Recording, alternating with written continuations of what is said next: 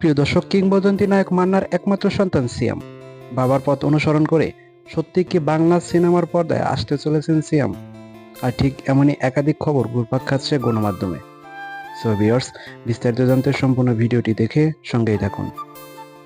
প্রিয় দর্শক, কিংবদন্তি নায়ক মান্নার একমাত্র ছেলে সিয়াম বিদেশ থেকে চলচ্চিত্রের বিষয়ে পড়াশোনা শেষ করে দেশে ফিরেছে। মায়ের সঙ্গে ইতিমধ্যে চলচ্চিত্র কাজও শুরু করে দিয়েছেন সিয়াম। সম্প্রতি একটি সিনেমার মহরত অনুষ্ঠানে অংশগ্রহণ করেন মান্নার ছেলে সিয়াম এবং স্ত্রী শেলি মান্না।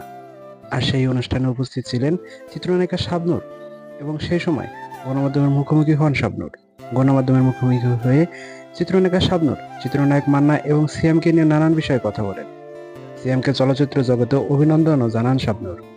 শাবনূর জানান, সিয়াম যদি নায়ক হয়ে পর্দায় আসে তাহলে আমি অনেক আনন্দিত হব। শাবনূর বলেন, মান্না ভাই অনেক ভালো একজন মানুষ এবং ভালো একজন অভিনেতা ছিলেন। সেই মহরত অনুষ্ঠানে শাবনূরকে দেখে অনেক খুশি হন সিয়াম। সে সময় শাবনূর এবং সিয়ামের কাছে গিয়ে মাথায় হাত বুলিয়ে দোয়া করেন এবং তার উজ্জ্বল ভবিষ্যতের কথা কামনা করেন। শাবনূর আরও জানান, সিয়াম যদি সিনেমায় আসে তাহলে তার বাবার মতোই নাম করতে পারবে। এবং কি গণমাধ্যমে শাবনূর আরও বলেন, আমি সবসময় সিয়ামের পাশে আছি এবং থাকব। শাবনূর বলেন, সিয়ামের লুক, গেট আপ, কথাবার্তার স্টাইল হুবহু মান্নার মতো। আর তাই তো সিয়াম যদি সিনেমায় আসে তাহলে মান্নার অভাবটা কিছুটা পূরণ হবে। আর এমনটাই চাইছেন হাজারো দর্শক। প্রিয় দর্শক, আপনি কি সত্যিই চান চিত্রনায়ক মান্নার ছেলে সিয়াম নায়ক হয়ে পর্দায় আসুক?